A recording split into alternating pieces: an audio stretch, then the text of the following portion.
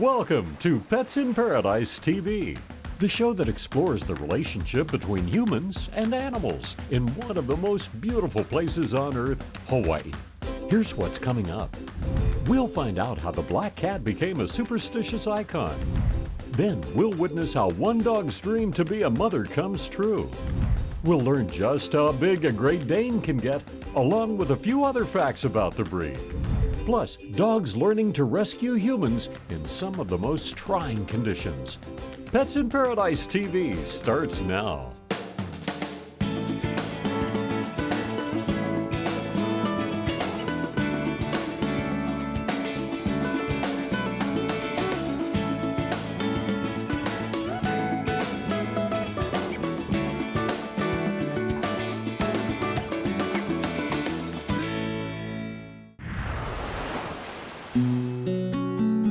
It's a scientific fact that all biological life wants to pass on its DNA through its offspring. So for the last 2 years, Lady's been struggling with really wanting to be a mother.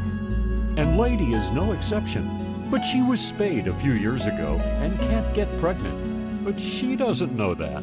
She's tried to look for little stuffed animals and toys around the house to try to nurse, and it's been so sad because we can just see how strong her desire has been. Over time, that biological desire grew stronger.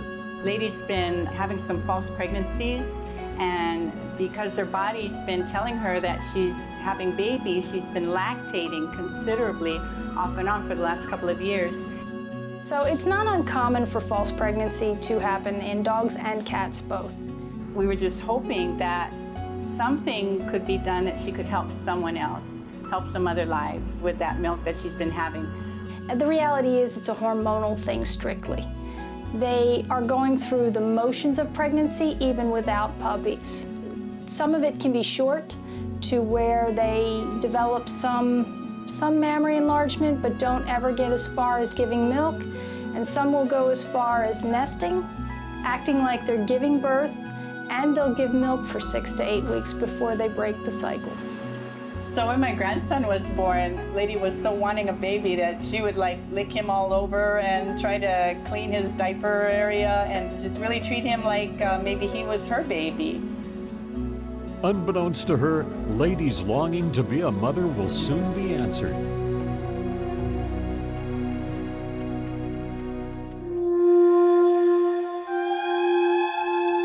Meanwhile, 20 miles to the west, at the Oahu SPCA, Lady's prayers may have been answered, but in a bittersweet way. A litter of puppies came in that were abandoned on purpose in front of a grocery store in a basket, eyes closed, umbilical cord still attached.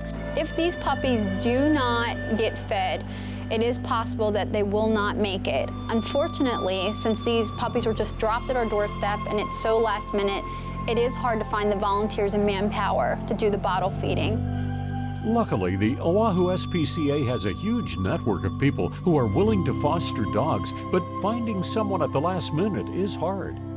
Then, after searching for hours through the database, they found Lady.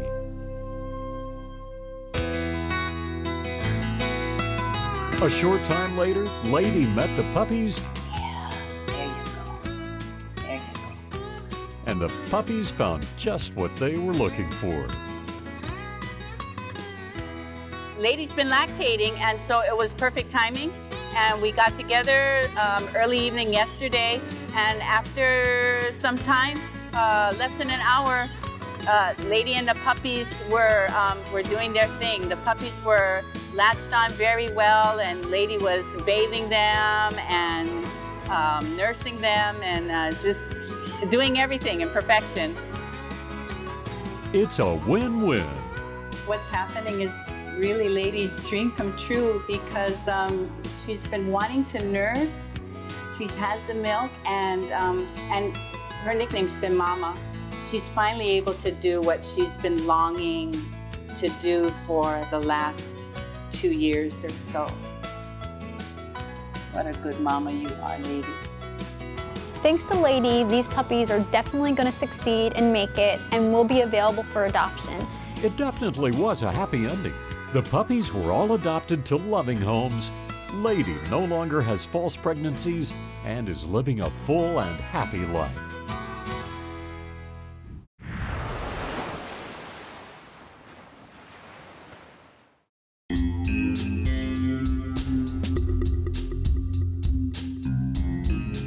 Under dark of night, with spooky eyes and invisible to many, it's the black cat. Long considered to be a source of evil and bad luck. But why is that? Veterinarians agree that there is nothing about black cats that's any different than any other type of cat. So as veterinarians, we treat all sorts of animals, large, small, black, and otherwise. And there's never any documented information specifically to black cats. No diseases, no psychoses, no breeding issues. They're wonderful pets.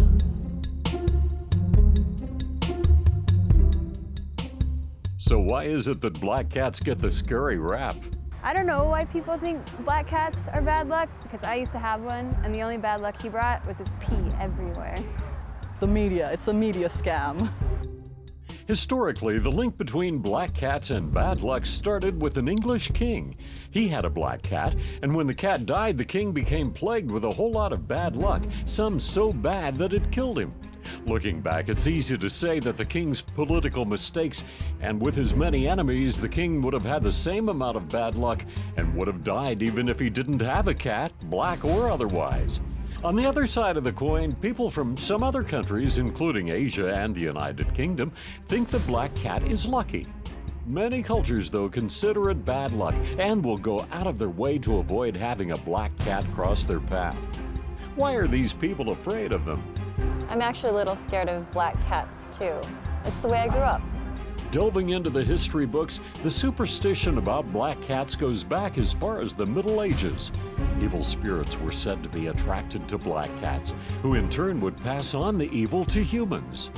Witches got into the act too, and considered black cats a spiritual conduit.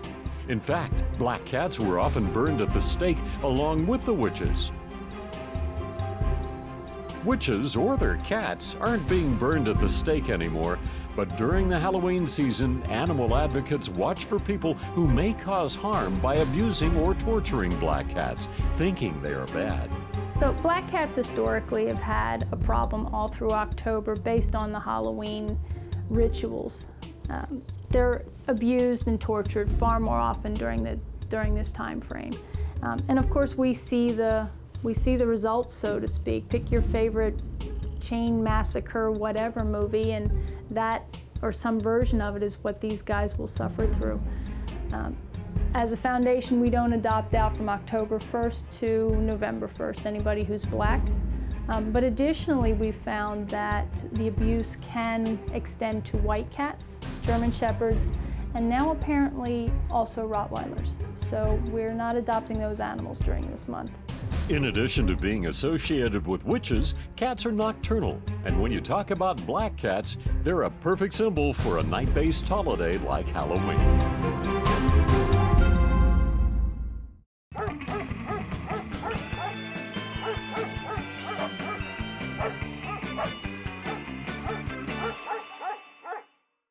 If you're a dog owner, you've probably seen it. Your dog eating grass. It's very common. So why do dogs eat grass? Is it to induce vomiting? Is it a need for fiber or certain vitamins? The truth is, no one is sure, even after decades of studies. Most dogs eat grass when given the opportunity, but why they do it is unclear. It's not because they have an upset stomach and want to induce vomiting. A very small percentage of dogs who eat grass were ill before they ate it. It's also not likely that they're seeking certain nutrients or fiber, because when their diets are modified to include those things, the dog still eats grass. And it could be that grass simply tastes good. What all researchers do agree on is that eating grass is normal dog behavior. One word of caution though, the grass they eat could contain harmful chemicals. You can protect your dog by using only non-toxic products on your lawn and prevent them from eating grass that you're unsure of. There are more than 500 dog breeds, ranging from the world's smallest, the Chihuahua, to the mighty Great Dane. Our goal is to pick one and learn all about it in It's All About the Breed. Today, it's all about the Great Dane. The Great Dane is the biggest dog breed in the world. The average height is at least 30 inches for a male and 28 for a female, and the minimum weight for a male is 120 pounds. The Great Dane was originally created by crossing the Irish Wolfhound with a Mastiff, and the purpose was to hunt boar and become guard dogs. The Great Dane's gentle and friendly disposition, however, doesn't make him a very good guard dog, although his imposing size could scare off most any intruder. Danes come in 6 colors: fawn, brindle, blue, black, harlequin, and mantle. They come with floppy ears, but back in their hunting days, their ears were cropped to make them stand up and were safer when working. These days, some owners elect to have them cropped to maintain the tradition, but many do not. Ear cropping has gone out of favor, and many countries have even banned the practice. As with any breed, Danes need to be walked regularly, but become very attached to their owners and like to be by their side. Ironically, Danes are good apartment dogs. Nutrition is a little different with Great Danes. Because of their fast growth, their diets are restricted as puppies and as adults. They are fed several small meals a day and are not to be exercised after eating. Health issues can include hip dysplasia, stomach problems, and congenital heart disease. Sadly, the lifespan of a Great Dane is only 6 to 8 years. Even though these gentle giants appear intimidating, they are considered one of the friendliest breeds and are great with children. They generally get along well with other dogs as well as cats and even horses. They love to play together. But because of their enormous size, Great Danes need to be trained at an early age. Otherwise, they can knock over furniture, valuable household items, and young children. They also tend to lean against their owners as a sign of affection and are sometimes called the world's biggest lapdog. In Hollywood, 2 Great Danes are famous: the cartoon character Scooby-Doo and Fang, Hagrid's dog in Harry Potter. And here's some trivia. Before the Hawkeye was chosen, the Great Dane was the mascot of the University of Iowa. And now you know all about the Great Dane. In this changing world of ours, it seems natural disasters are occurring more and more often. If you should find yourself in the aftermath of one and need help, you might be surprised who comes to your rescue. Good dog. What a good dog. In this segment, we're going to learn how dogs are being trained to find survivors in some of the worst conditions imaginable. The Hawaii State Civil Defense Canine Unit is a volunteer organization that trains and deploys search and rescue dogs statewide. My name's Gary Wigan. I'm a canine handler with the Urban Search and Rescue Team here in Hawaii. And my daytime job, I'm an advertising representative. My name is Arthur. I'm from the Big Island. I actually work as a tour guide around the volcano area. In my spare time, I come out here to do the search and rescue. Hey, I'm Donna. I'm a veterinary technician, and I volunteer with the Hawaii Search and Rescue Group. Hi, I'm Juliet, and my passion, what I do full-time now because I'm unemployed, is dog handling. These highly trained disaster search dog teams are becoming an increasingly important component in response efforts around the world.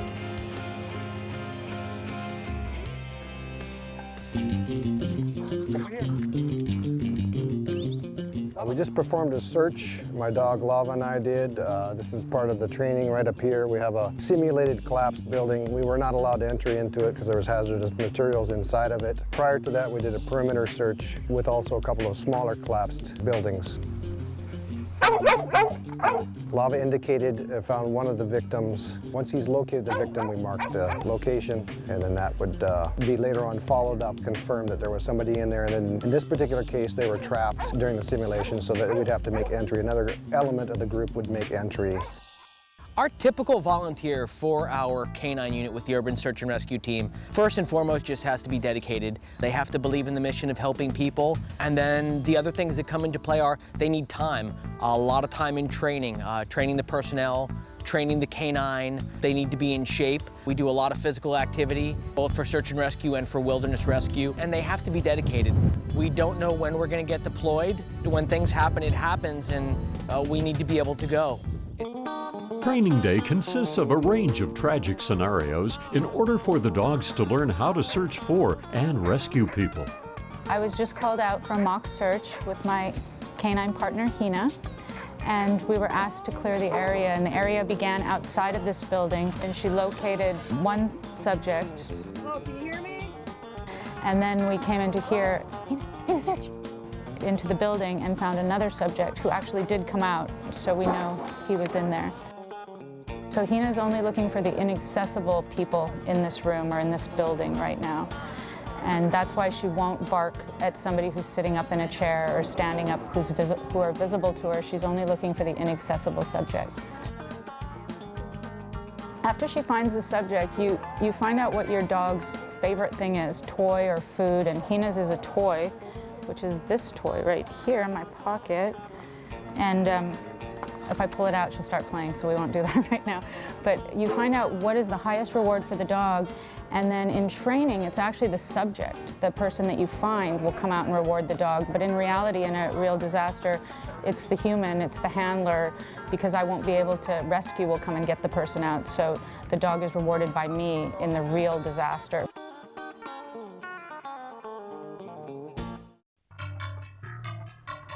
One week later, the canine team is back training. The terrain is different, but the goal is the same. Today we're working on our wilderness search and rescue scenario. So we have a subject out in the grass out here hiding and mimicking a person that may have become lost. I'm going to be the subject, so I'll be out in the vegetation. I'll be hiding where the dog cannot visually see me. He'll have to use his nose to find me. And when he does find me, we're going to use a bark alert. Bark alert is when the canine comes upon the subject and finds them and will start to speak and bark. When you hear that alert, everybody has to hustle, get up and go, and catch up with the dog. The dog will keep barking until the handler arrives. So the subject is hidden now. The wind is blowing nicely, and it's up to Nui now to find her. I'm going ahead and start my dog. Sit.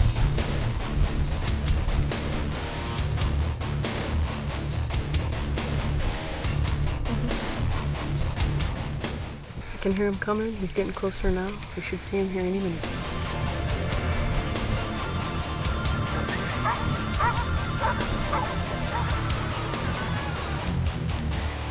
What you just saw is the most basic and rudimentary problem in the grassy field. Now we're going to take it up another level and work the dog in the trees.